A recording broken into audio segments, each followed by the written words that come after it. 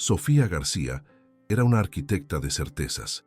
Su mundo, al igual que los imponentes edificios que diseñaba y que redefinían el horizonte de Monterrey, estaba construido sobre cimientos de lógica, precisión y un control meticuloso.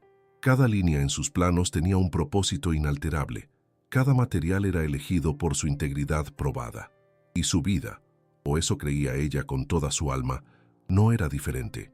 Su matrimonio de 10 años con Mateo Rojas era la viga maestra de su existencia, una sociedad que ella consideraba tan sólida y confiable como el concreto reforzado.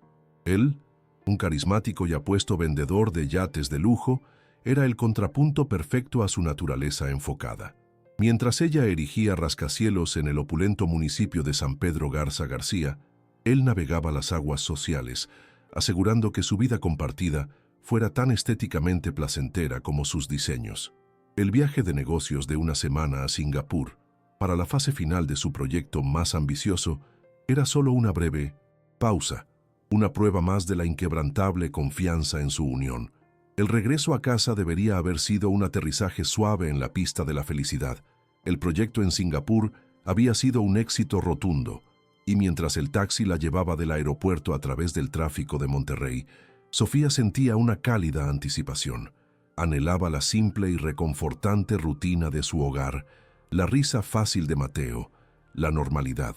Pero al cruzar el umbral de su residencia de diseño minimalista, un silencio antinatural la recibió. No era la quietud pacífica de un hogar en calma. Era un silencio tenso, un vacío cargado de ausencia.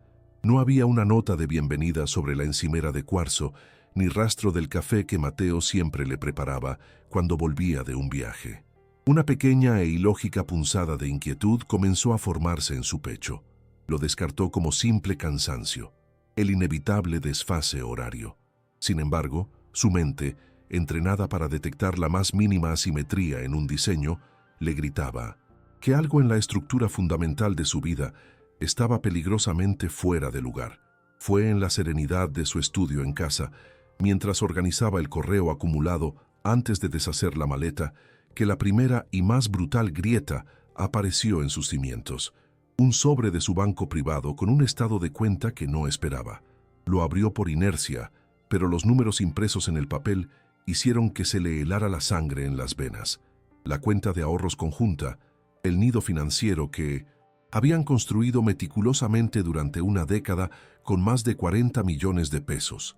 El fondo para su futuro estaba prácticamente en ceros. Quedaban apenas unos cuantos miles. El pánico, frío y afilado, la atravesó, seguido de una negación instantánea. Tenía que ser un error del sistema, un hackeo, un fraude bancario. Se aferró a cualquier explicación lógica, a cualquier posibilidad que no fuera la verdad impensable que comenzaba a susurrar, monstruosa en el fondo de su mente. Mateo llegó a casa una hora más tarde. Entró silbando una melodía despreocupada, hasta que vio a Sofía sentada en la penumbra de su estudio, con el estado de cuenta extendido en el escritorio como una sentencia. La expresión en el rostro de Mateo al ver el papel fue toda la confesión que ella necesitó. No hubo sorpresa, solo una resignación culpable y agotada. La historia que se derramó de sus labios fue un cliché sórdido de debilidad y engaño, una adicción secreta al juego, póker en línea de altas, apuestas, que había comenzado como una distracción y se había convertido en un monstruo. Malas rachas que se convirtieron en deudas, y deudas que, según él, lo habían llevado a deberle dinero a gente pesada y peligrosa. «Lo siento tanto, Sofía», repetía, las palabras perdiendo todo su significado con cada repetición. Solo estaba tratando de arreglarlo, de protegerte de todo esto. La confrontación fue extrañamente silenciosa, carente de los gritos y platos rotos que tal escena ameritaría. El shock de Sofía era demasiado profundo, su decepción demasiado vasta para la catarsis de la ira. Se sentía como si estuviera mirando a un completo extraño. El hombre que había prometido ser su socio en la construcción de un futuro, en cambio, lo había demolido en secreto, viga por viga.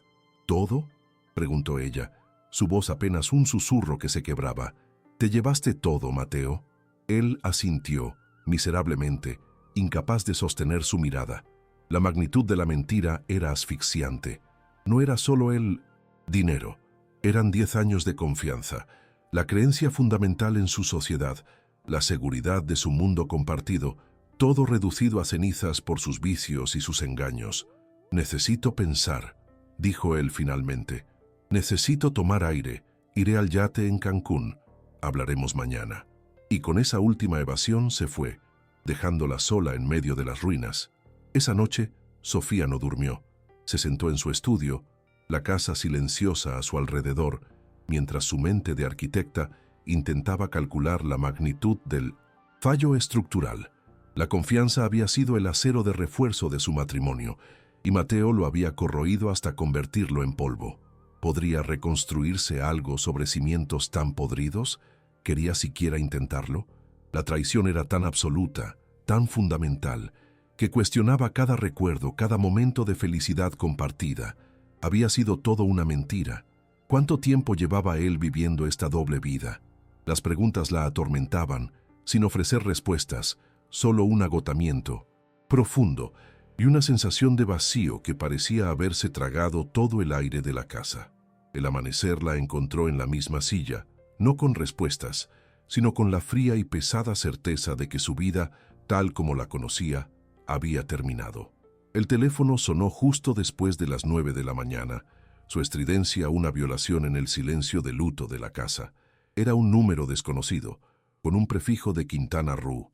Una voz formal, de un profesionalismo grave, se presentó como un oficial de la Guardia Costera de la estación de Isla Mujeres, y luego pronunció las palabras que hicieron que el desastre financiero de la noche anterior pareciera un problema trivial, una preocupación de un mundo que ya no existía. Las palabras que tomarían el suelo ya inestable bajo sus pies y lo harían desaparecer por completo, sumiéndola en una caída libre hacia un nuevo y más profundo nivel de infierno. «Señora García, esposa de Mateo Rojas», preguntó la voz.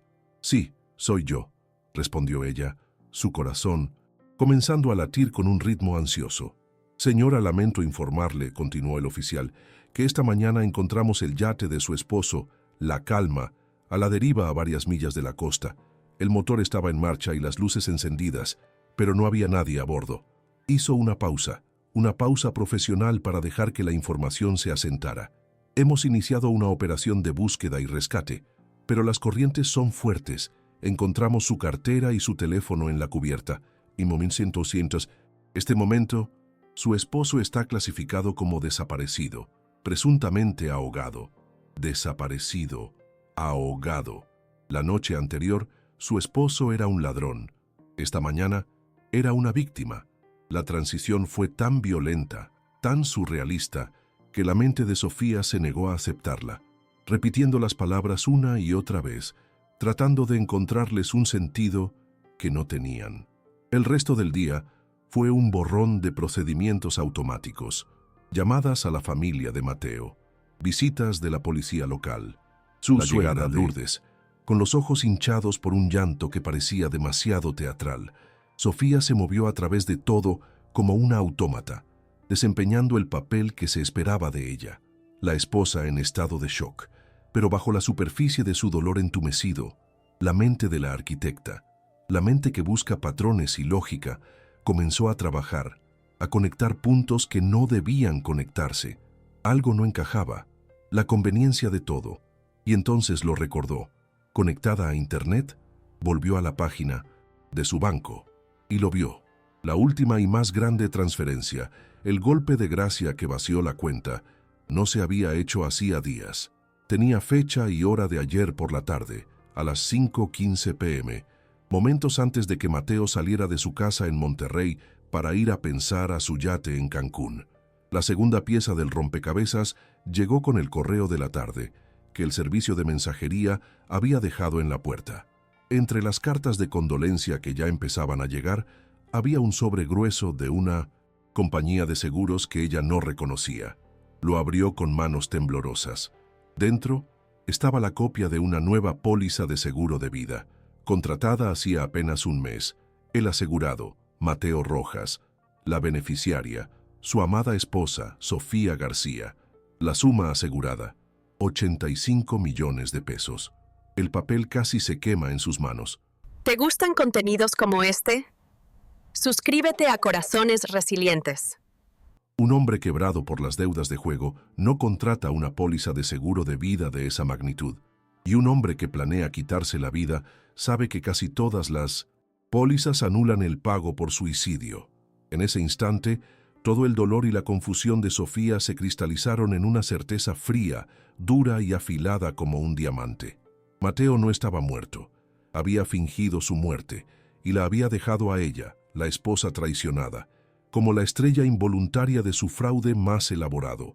El juego había comenzado, y ella acababa de darse cuenta de que no era un peón, sino la reina del tablero contrario. En la quietud de su estudio, con la póliza de seguro en una mano y el estado de cuenta en la otra, el dolor de Sofía se transformó. El duelo se calcinó, y de sus cenizas surgió una furia fría y cristalina, tan precisa y tan bien estructurada como uno de sus propios diseños. Se dio cuenta de que tenía dos opciones. Podía llamar a la policía, presentar sus sospechas y enredarse en una batalla legal prolongada donde la palabra de una esposa histérica lucharía contra la presunción de una tragedia. O podía jugar el juego de Mateo. Podía entrar en su escenario, aceptar el papel que él le había asignado, la viuda desconsolada, y usar su actuación para desmantelar su conspiración desde adentro. La elección fue instantánea. Él la había subestimado toda su vida, viéndola como la esposa lógica y predecible. Ahora, usaría esa misma lógica para urdir una trama que él nunca vería venir. Su primera audiencia era su suegra, Lourdes, quien estaba en la sala de estar, desempeñando su propio papel de matriarca afligida. Sofía respiró hondo, convocando las lágrimas que no había derramado, y salió de su estudio. Se derrumbó en el sofá junto a Lourdes, su cuerpo sacudido por sollozos perfectamente actuados. «No puedo creer que se haya ido, Lourdes. Simplemente no puedo», gimió, enterrando el rostro en las manos. «Y ahora todo esto, la policía, los reporteros, no sé qué hacer». Lourdes la abrazó. Su consuelo se sentía ahora aceitoso y falso. «Tranquila, mija. Yo estoy aquí para ti. Nos encargaremos de todo juntas». Sofía se aferró a ella, sintiendo el frío de la serpiente que abrazaba, y supo que su actuación había sido un éxito. La primera pieza del tablero había sido movida. Al día siguiente sonó el timbre. Era una mujer de aspecto profesional, vestida con un traje sastre conservador, su rostro una máscara de compasión y eficiencia. «Señora García, mi nombre es Valeria Hughes. Soy la agente de seguros de su esposo», dijo. Su voz era suave y tranquilizadora. «Sé que este es un momento terrible, pero la compañía me pidió que viniera personalmente a ofrecer mis condolencias y a asegurarle que haremos que el proceso de la póliza sea lo más sencillo posible para usted». Sofía la estudió, notando la forma en que sus ojos, supuestamente llenos de simpatía, registraban cada detalle de la lujosa casa. Notó la manicura perfecta, el perfume caro, una confianza que parecía ir más allá de la de una simple empleada. Esta era la cómplice, la amante, la mujer por la que su esposo la había descartado. Desempeñando el papel de la viuda abrumada a la perfección, Sofía se secó una lágrima inexistente. «Es usted muy amable, señorita Hughes, pero honestamente no puedo pensar en dinero en este momento», dijo. Su voz era un susurro roto. «Mi esposo acaba de desaparecer. La idea de una póliza de seguro se siente como una traición a su memoria, como si estuviera lucrando con su muerte». Observó cómo la expresión de Valeria cambiaba sutilmente, una fracción de segundo de impaciencia cruzando sus rasgos antes de ser reemplazada de nuevo por la máscara de la compasión. «Por supuesto, lo entiendo completamente», dijo Valeria. «Tómese todo el tiempo que necesite. Solo quería que supiera que estamos aquí para ayudar».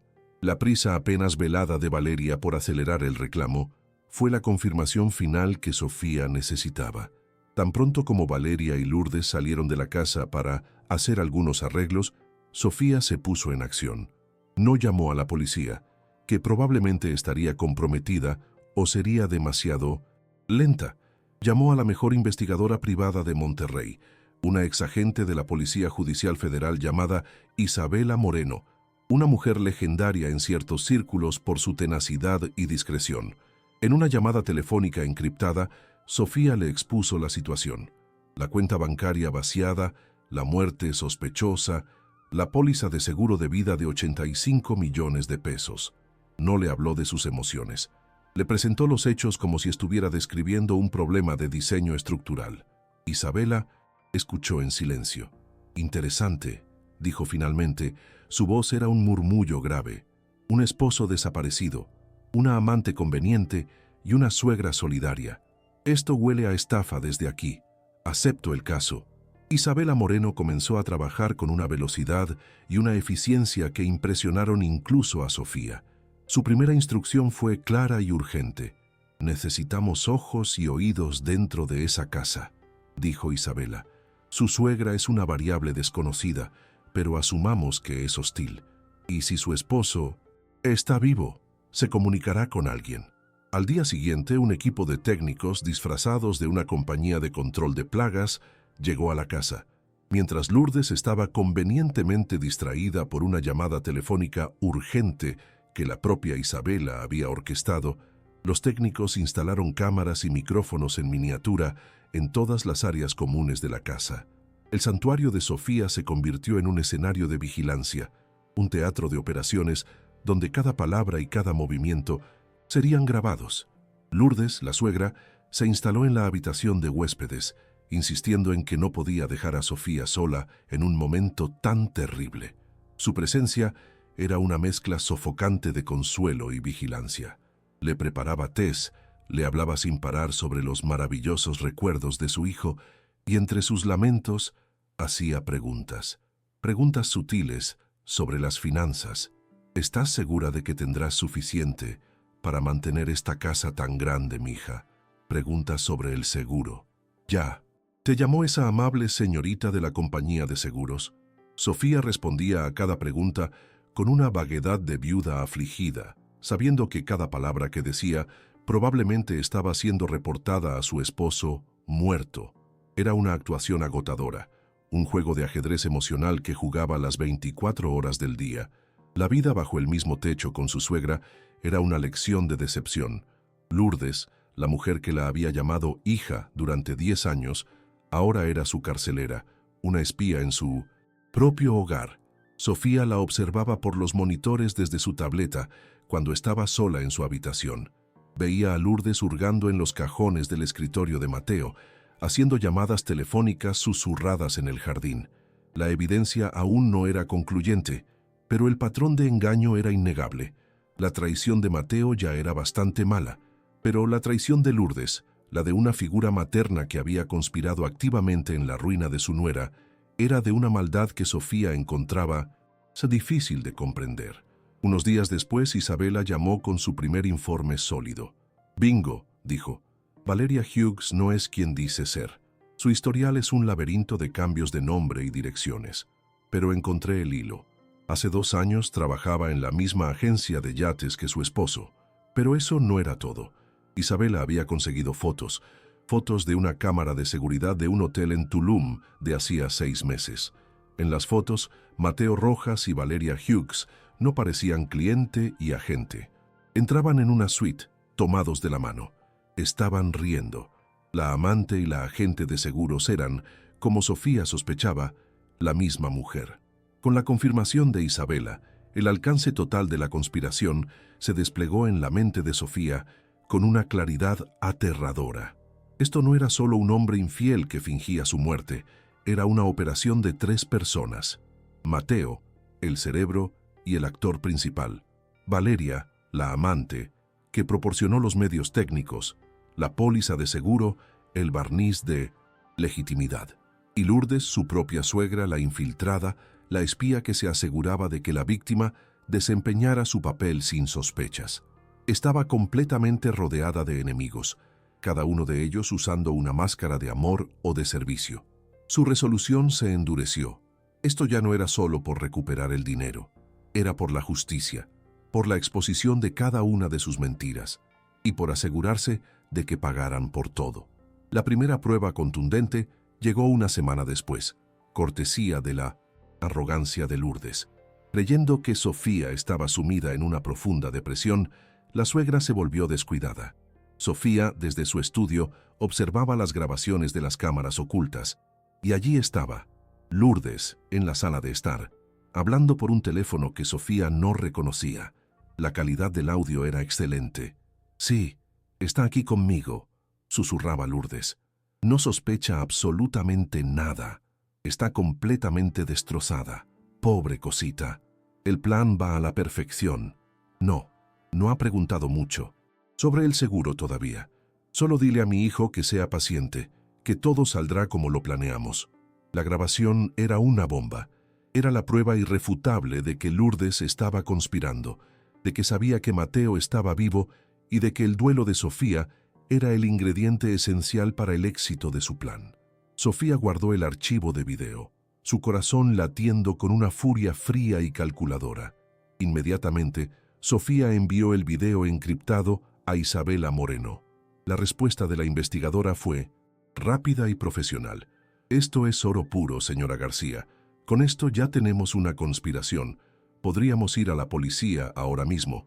Hizo una pausa. «Pero, si su esposo es tan arrogante como parece, va a cometer más errores. Si tenemos paciencia, podemos atraparlos a todos con las manos en la masa y con una confesión que ningún abogado pueda refutar». Isabela sugirió que la siguiente fase del plan de Mateo probablemente implicaría su milagroso regreso. Un muerto no puede cobrar un seguro de vida. Necesitará una historia, una forma de volver. Su trabajo, por ahora, es el más difícil, seguir siendo la viuda afligida y esperar. Sofía aceptó. La espera sería una tortura, pero la promesa de una justicia total valía la pena. Las siguientes semanas se convirtieron en un largo y tenso acto de teatro.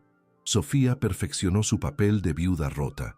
Lloraba en los momentos adecuados, miraba al vacío, apenas comía.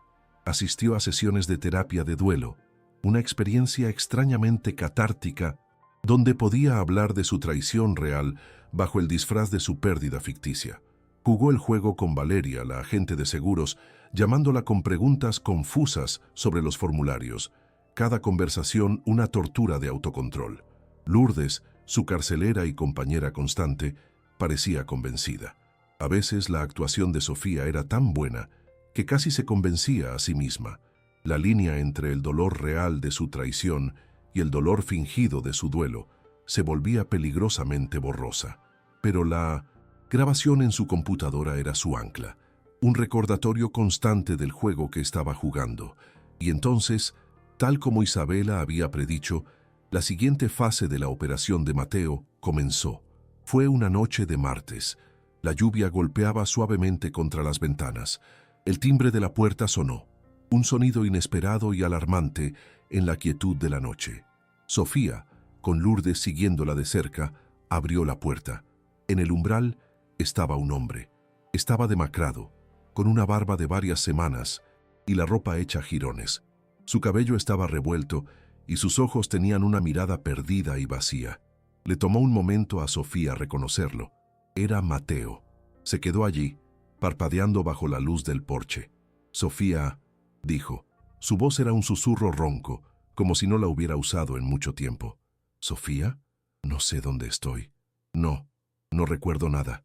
El milagro había llegado, justo a tiempo. La historia que contó, después de que Lourdes lo sentara y le diera un vaso de agua, era un melodrama sacado de una telenovela barata.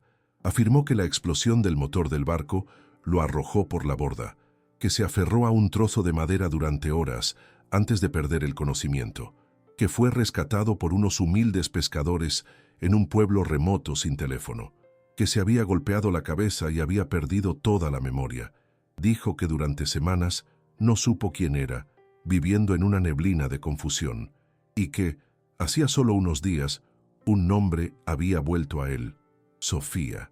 Con esa única palabra como guía, había comenzado un largo viaje de regreso a casa, pidiendo aventones, sin saber a dónde iba, solo siguiendo el eco de un nombre en su mente vacía. Sofía sabía que las cámaras ocultas estaban grabando cada segundo. Este era su momento. Tenía que ofrecer la actuación de su vida. El shock en su rostro fue genuino, pero lo canalizó en la dirección equivocada. Dejó escapar un grito ahogado, una mezcla de incredulidad y alegría. Se arrojó a sus brazos, las lágrimas corriendo libremente por su rostro. «Mateo, ¿estás vivo? Oh, Dios mío, ¿estás vivo?», sollozó aferrándose a él. Él la abrazó, su cuerpo rígido y desconocido. Ella interpretó el papel de la esposa devota cuyo amor había sido recompensado por un milagro. Besó su rostro, tocó su cabello. Su alivio parecía tan abrumador y tan real que incluso Lourdes, que conocía la verdad, la miraba con una expresión de asombro. Sofía no solo estaba jugando el juego, lo estaba dominando. Así comenzó el nuevo y más tenso capítulo de su farsa. Mateo se mudó de nuevo a su propia casa, un extraño con amnesia. Sofía se convirtió en su abnegada cuidadora. Tenía que ayudarlo a recordar su vida. Le mostraba álbumes de fotos, le contaba historias de su pasado, de cómo se enamoraron, de los chistes internos que compartían. Cada palabra era una mentira, cada recuerdo compartido una tortura que tenía que soportar con una sonrisa amorosa. Él, a su vez, interpretaba el papel del hombre confundido pero agradecido, maravillándose de la increíble mujer con la que estaba casado, mientras sus ojos a veces brillaban con un triunfo mal disimulado que solo ella podía ver. La casa se convirtió en un escenario de teatro del absurdo, una obra de 24 horas para una audiencia de uno. Su suegra espía. Mateo era un buen actor, pero la arrogancia lo hacía descuidado. La arquitecta en Sofía, la mujer de los detalles, comenzó a catalogar las inconsistencias. Afirmaba no recordar el nombre de su propia madre, pero recordaba la compleja contraseña de su computadora portátil sin dudarlo. Se maravillaba de la tecnología de su smartphone de última generación, pero sus pulgares se movían por la pantalla táctil con una memoria muscular fluida. Y luego estaba el reloj. Llevaba un costoso reloj de buceo que Sofía nunca había visto antes. Cuando ella le preguntó al respecto, él dijo que debía ser de uno de los pescadores. Pero una búsqueda rápida en Google reveló que era un modelo de edición limitada que había salido al mercado hacía apenas 2 semanas. Sofía no lo confrontó. Simplemente tomó nota mental, cada desliz un clavo más en el ataúd de su coartada. Las cámaras ocultas se convirtieron en el testigo estrella de la Fiscalía Secreta de Sofía. Tarde en la noche, cuando creía que Sofía y su madre dormían, Mateo se encerraba en el estudio, sacaba un teléfono desechable de un escondite en un libro hueco y llamaba. Las cámaras infrarrojas y los micrófonos de alta sensibilidad capturaban cada palabra, y las conversaciones eran siempre con Valeria. La amnesia desaparecía, reemplazada por la voz arrogante de un estafador. «Se lo tragó todo, mi amor». Cada palabra se le escuchó decir una noche riendo. «La viuda afligida está tan feliz de tenerme de vuelta que hasta me está cocinando mi comida favorita. Cree que soy un pobre hombre confundido. Es perfecto». En esas llamadas nocturnas, él y Valeria discutían el siguiente paso del plan. Con su regreso, reclamar el seguro de vida se volvía más complicado. Pero tenían una estrategia. Él recuperaría lentamente su memoria gracias al amoroso cuidado de Sofía. Luego usarían el trauma de su experiencia cercana a la muerte para justificar la necesidad del dinero del seguro. Terapias de rehabilitación, tratamientos para el trauma postraumático, lo necesitaremos todo para mi larga recuperación, le explicó a Valeria. También hablaron de su plan final. Una vez que el dinero del seguro estuviera en una cuenta que él controlaría, él recordaría de repente la traición de Valeria, una pelea que escenificarían, se divorciaría de ella, la amante, y se iría con Sofía, la esposa devota, a Belice para sanar, momento en el que se reuniría con Valeria y desaparecerían para siempre. Sofía ahora lo tenía todo en video, la conspiración completa, de principio a fin. Con el video de la confesión de Mateo guardado de forma segura, Sofía e Isabela pasaron a la ofensiva. La estrategia ya no era pasiva, se volvió proactiva. Sabían que Mateo y Valeria intentarían acelerar el cobro del seguro, usando su trauma como justificación. Tenían que crear una barrera, una complicación burocrática que ellos no pudieran controlar. La solución era brillante en su simplicidad: usar el propio sistema médico en su contra. Sofía, interpretando el papel de la esposa devota y preocupada hasta el final, insistiría en que Mateo recibiera la mejor atención médica posible para su amnesia traumática, una demanda que él, en su papel de víctima confundida, no podría rechazar sin levantar sospechas. Esa noche, durante la cena, Sofía le presentó la idea a Mateo con una dulzura y una preocupación perfectamente ensayadas. «Mateo, mi amor», dijo, poniendo su mano sobre la de él, «he estado tan preocupada por ti. No podemos simplemente esperar a que tu memoria regrese por sí sola. He investigado y encontré a la mejor neuróloga de Monterrey, la doctora Elvira Campos. Le debemos a nuestro futuro el asegurarnos de que recibas el mejor diagnóstico y tratamiento posible». Mateo, atrapado, no tuvo más remedio que aceptar. Rechazar la ayuda de una especialista de renombre después de su milagroso regreso sería ilógico y sospechoso. Asintió, forzando una sonrisa de gratitud, mientras por dentro una ola de pánico comenzaba a gestarse. Lo que Mateo no sabía era que la doctora Elvira Campos no fue elegida al azar. Era una vieja amiga de Isabela Moreno, de sus días en la Academia de Policía, una mujer con una aversión particular por los estafadores y un fuerte sentido de la justicia. Antes de la cita, Sofía e Isabela se reunieron con ella y le mostraron todo.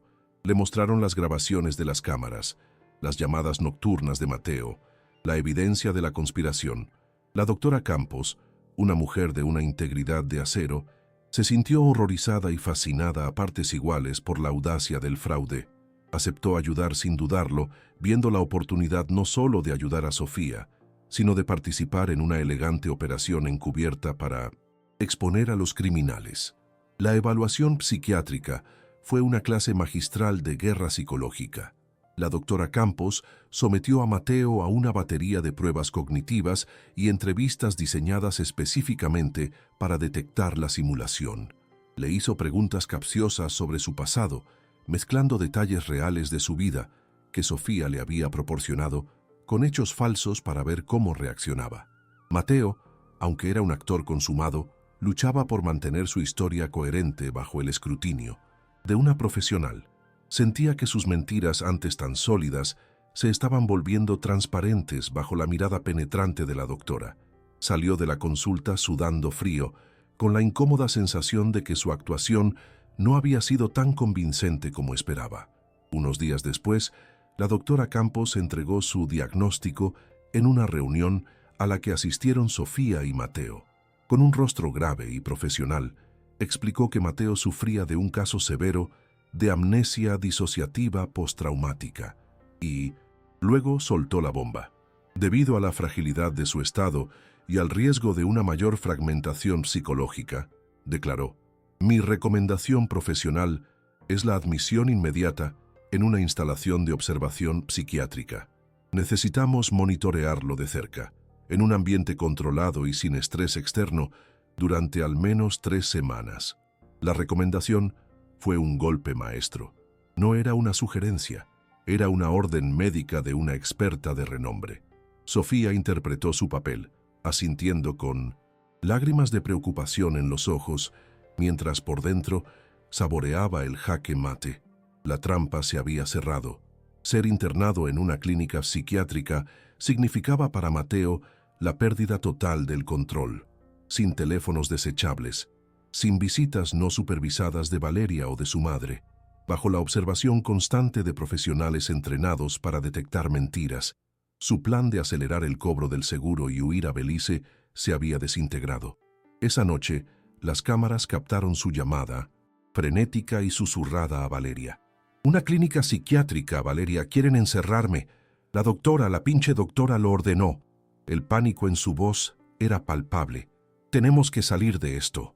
Tenemos que acelerar el plan B. Ahora». La presión que Sofía había aplicado estaba funcionando, obligándolos a cometer un error, a precipitar su siguiente y más desesperado movimiento. En esa misma llamada, grabada en gloriosa alta definición, Mateo y Valeria idearon su nuevo plan. La amnesia ya no era una opción viable. Si no podía escapar del hospital psiquiátrico, tendría que encontrar una salida más permanente. No podía simplemente huir. Eso anularía el reclamo del seguro. Tenía que morir de nuevo. Pero esta vez no en un vago accidente en el mar, sino por una causa médica innegable que detuviera todas las investigaciones psiquiátricas y esperaban ellos acelerara finalmente el pago de los $5 millones. Decidieron que Mateo sufriría un infarto masivo y repentino, una tragedia médica que nadie podría haber previsto y que pondría fin a su sufrimiento. Para llevar a cabo este plan, necesitaban un médico, y Valeria reveló su as bajo la manga.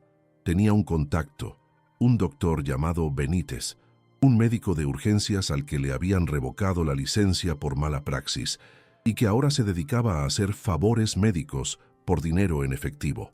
Por una generosa parte del dinero del seguro, el doctor Benítez estaba dispuesto a hacer una visita a domicilio, a Mironetsins, realizar un examen superficial, a pronunciar a Mateo muerto por un infarto masivo y a firmar un certificado de defunción fraudulento.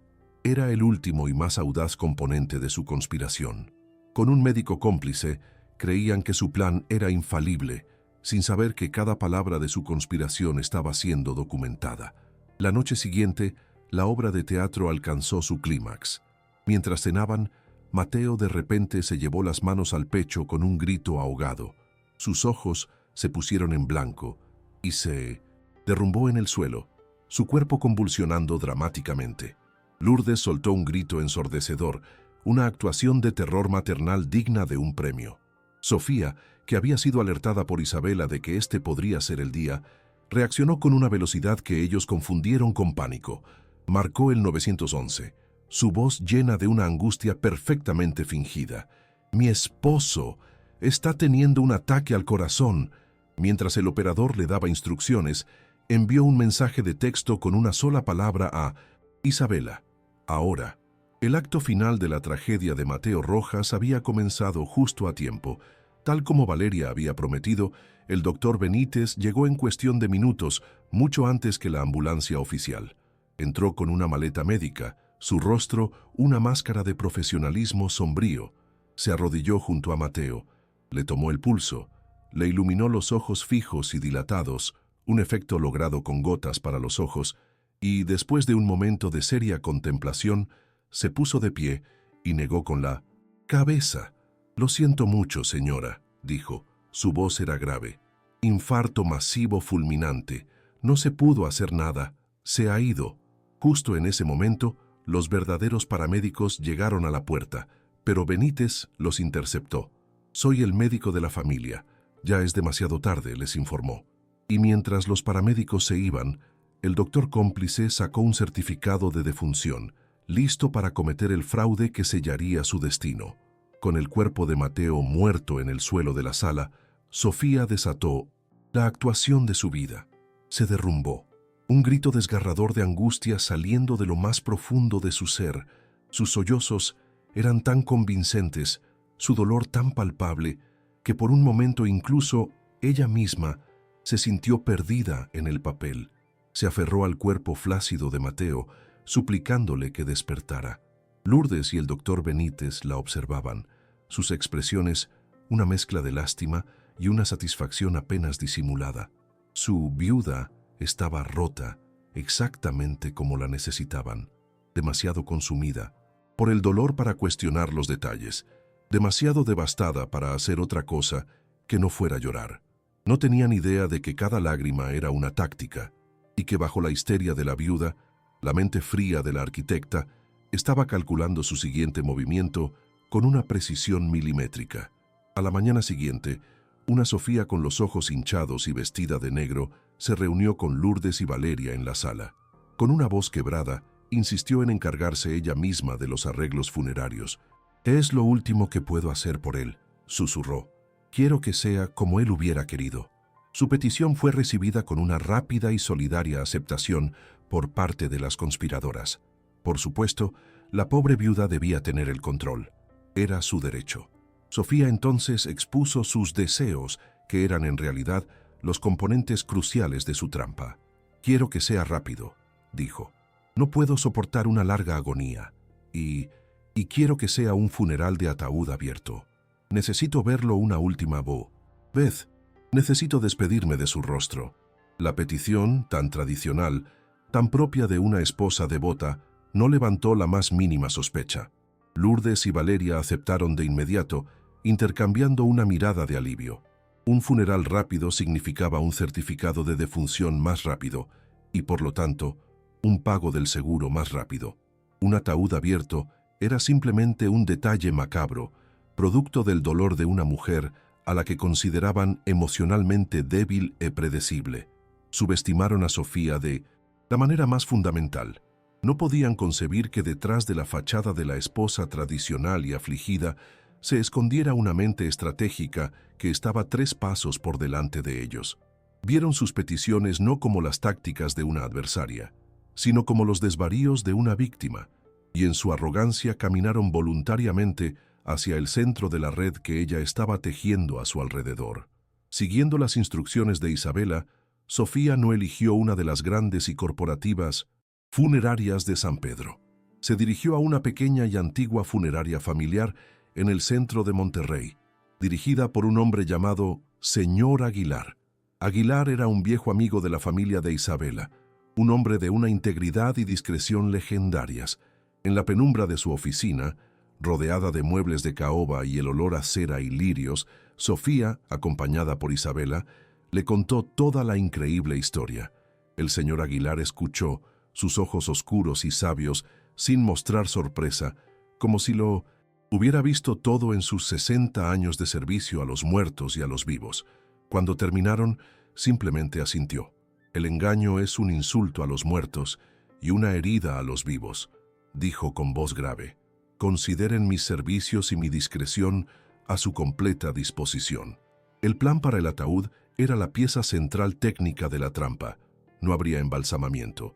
El doctor Benítez se encargaría de administrarle a Mateo un sedante de acción prolongada, lo suficiente para mantenerlo en un estado de parálisis que imitara la muerte, pero no lo suficiente como para causarle un daño permanente. El verdadero desafío era el ataúd. El señor Aguilar, un maestro artesano, se puso a trabajar. Construyó un ataúd de roble a medida.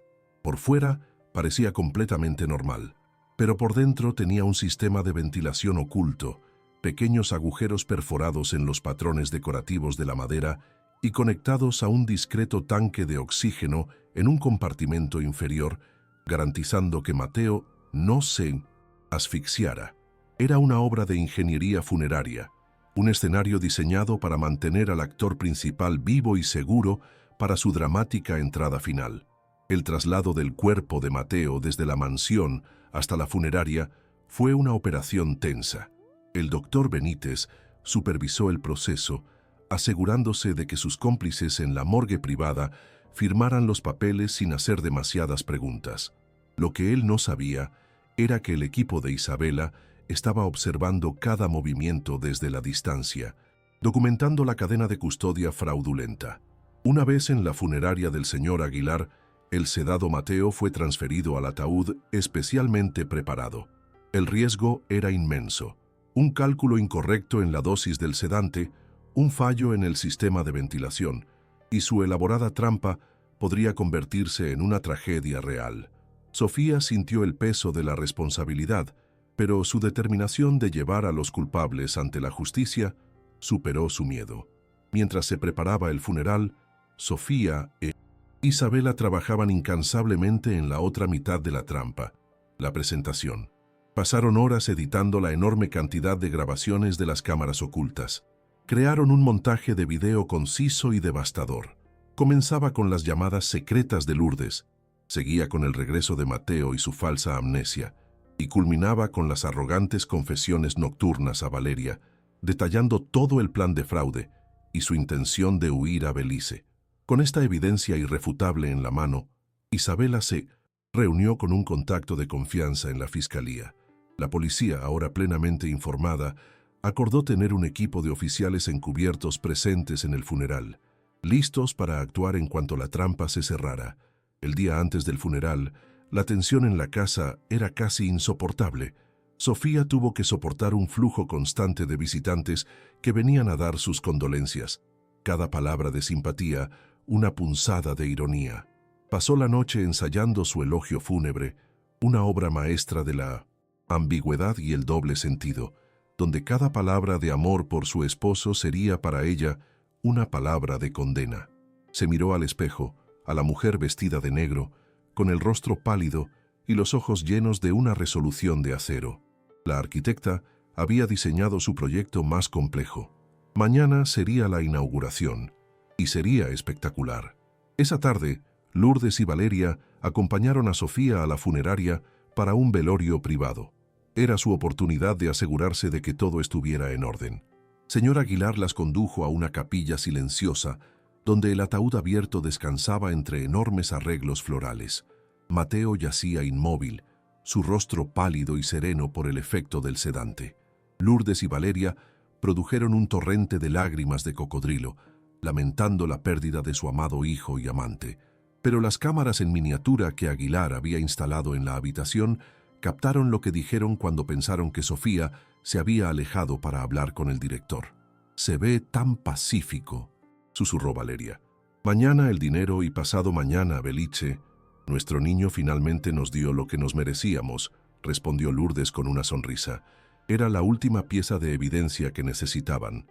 La mañana del funeral llegó gris y nublada, el clima perfecto para la ocasión. La capilla de la funeraria comenzó a llenarse de amigos, familiares y socios de negocios, todos vestidos de luto, sus rostros sombríos. Valeria y Lourdes estaban en la primera fila, las afligidas matriarcas del drama. Sofía, vestida con un elegante traje negro y un velo que ocultaba la determinación en sus ojos, saludaba a los invitados con una gracia y una tristeza dignas de una primera dama. Parecía la viva imagen de una viuda trágica, llevando su dolor con una dignidad admirable.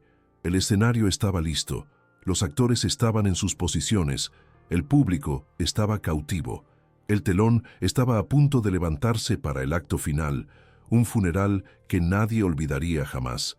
El servicio fúnebre comenzó con la solemnidad predecible de tales ocasiones. Un organista tocaba una melodía sombría mientras los invitados llenaban los bancos de la capilla. El ambiente era una mezcla de dolor genuino por parte de amigos desprevenidos y de una hipocresía sofocante por parte de los conspiradores. Lourdes y Valeria, sentadas en la primera fila, eran la viva imagen del duelo, secándose lágrimas inexistentes con pañuelos de encaje. Varios socios de negocios de Mateo subieron al podio para ofrecer elogios torpes y genéricos, hablando del carismático vendedor y del ambicioso joven cuya vida había sido trágicamente truncada. Cada palabra de elogio era una capa más de barniz sobre la podrida verdad que yacía, respirando superficialmente, en el ataúd abierto en el centro de la sala. Sofía observaba todo desde su asiento, una calma antinatural asentada sobre ella, la calma de una arquitecta revisando los planos por última vez antes de dar la orden de demolición. Finalmente, fue su turno.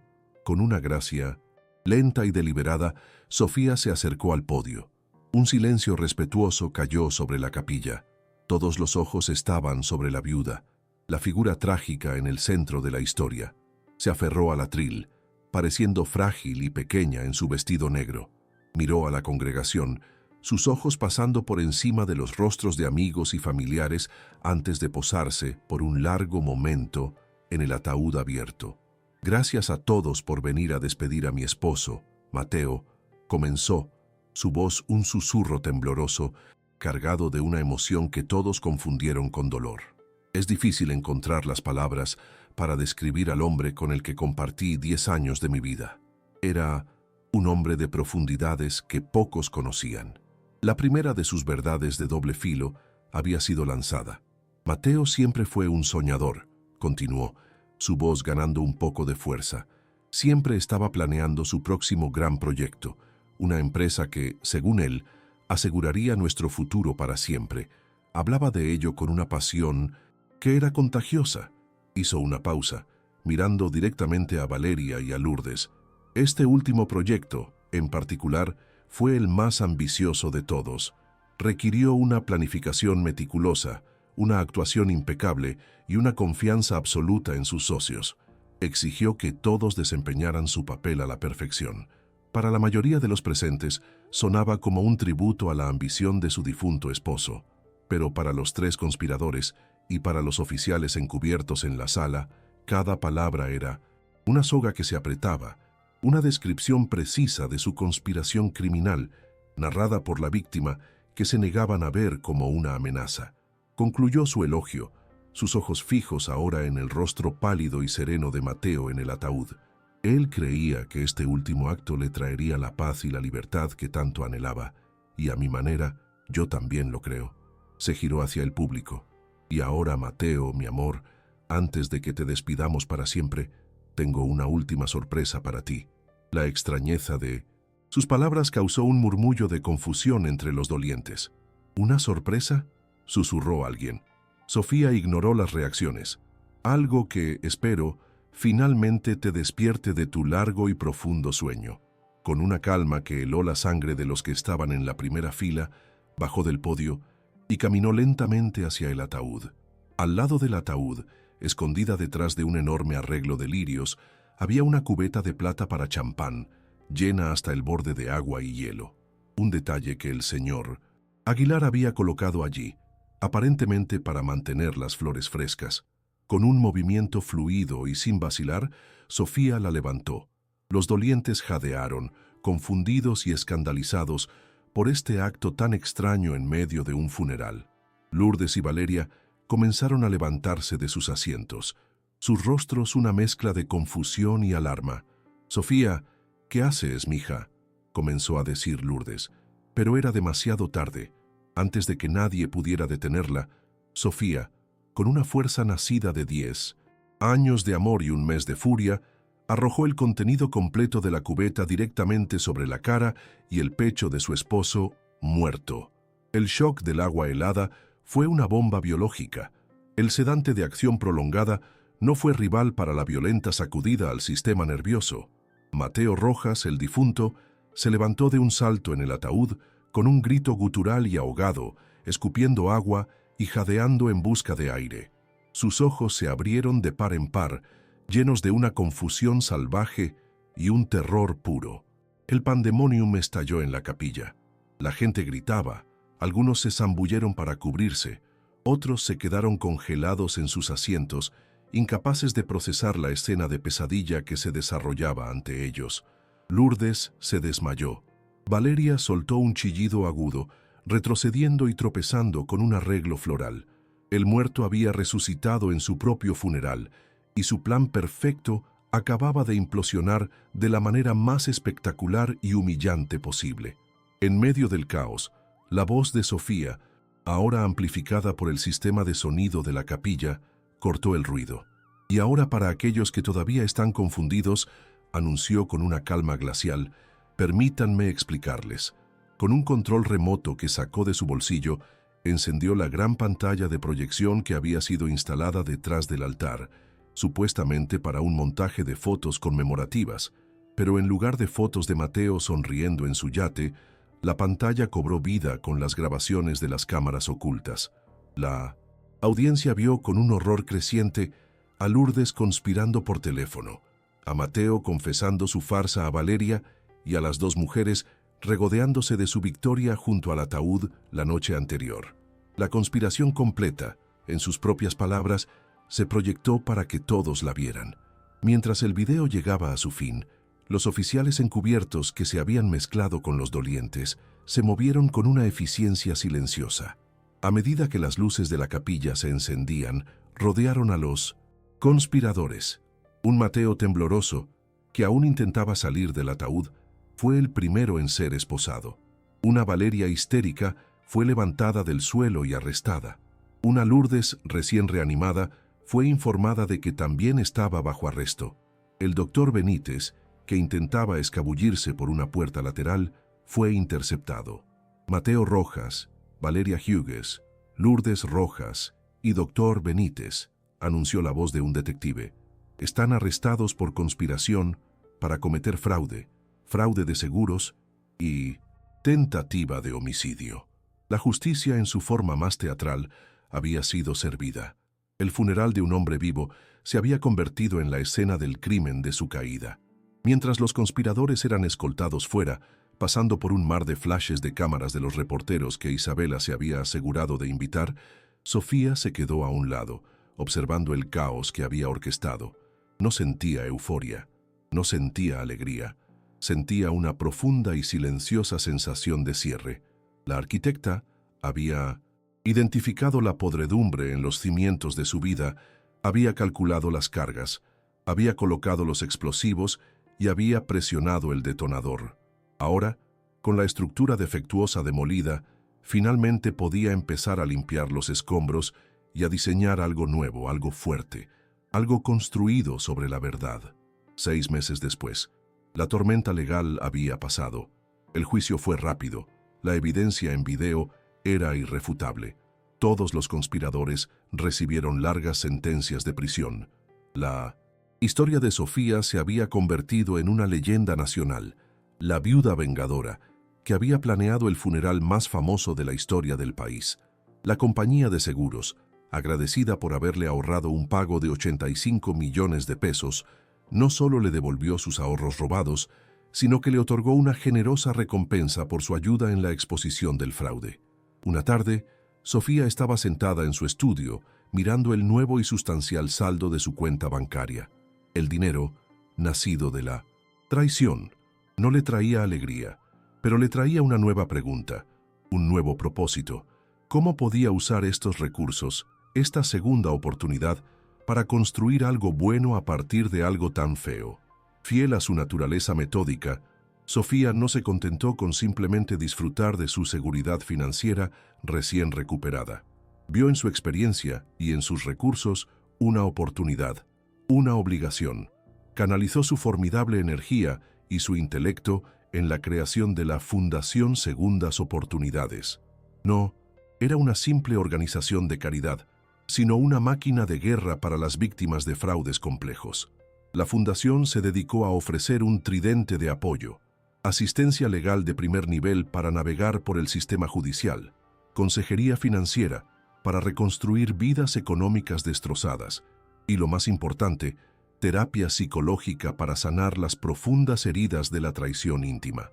Sofía había tomado el guión de su propia pesadilla y lo había convertido en un manual de supervivencia para otros, transformando su trauma personal en un servicio público invaluable. Pero no abandonó la arquitectura. En cambio, la fusionó con su nueva misión de una manera brillante y simbólica. Su firma, ahora revitalizada y con un nuevo propósito, desarrolló una especialidad única: el diseño de espacios seguros. Comenzó a diseñar y construir centros de transición y casas de seguridad para las víctimas que su fundación ayudaba. Eran más que simples edificios, eran obras de arquitectura terapéutica, diseñados con una seguridad de vanguardia, pero también con una abundancia de luz natural, espacios comunitarios cálidos y jardines tranquilos. Eran fortalezas diseñadas para sentirse como hogares. Sofía estaba usando su don para construir, no solo para crear belleza, sino para restaurar la sensación de seguridad que tan brutalmente le había sido arrebatada. En el plano personal, Sofía encontró una paz tranquila. Vendió la casa que había compartido con Mateo, un escenario demasiado cargado de fantasmas, y diseñó para sí misma una nueva residencia, un espacio más pequeño, más íntimo, lleno de luz y con un jardín interior. Su vida se volvió deliberadamente serena. Su amistad con Isabela Moreno se profundizó, convirtiéndose en una hermandad forjada en la batalla. No buscó un nuevo romance. La idea le parecía superflua. Su vida estaba llena de su trabajo, de su fundación, de sus amistades. Había aprendido que la plenitud no provenía de una pareja, sino de un propósito. Y por primera vez se sentía completa por sí misma. Una estructura autoportante cuya integridad no dependía de ninguna viga externa. La escena final tiene lugar un año después, en la inauguración de la primera Casa Segunda Oportunidad, el refugio que su firma diseñó y su fundación financió. Sofía está en un podio, dirigiéndose a una multitud de sobrevivientes, voluntarios y dignatarios. Ya no hay rastro de la víctima, solo hay una líder serena y poderosa. A veces, dice, su voz, resonando con una calma ganada a pulso, los cimientos de tu vida deben ser demolidos por completo, no para destruirte, sino para darte la oportunidad de limpiar los escombros y reconstruir algo mucho más fuerte, mucho más verdadero, sobre una base de tu propia elección. Mira a las mujeres y hombres del público y ve su propia historia reflejada en sus ojos. Hoy celebramos más que un edificio, celebramos la arquitectura de la resiliencia. Y en esa declaración, su transformación está completa. La arquitecta traicionada se ha convertido en una maestra constructora de nuevos comienzos.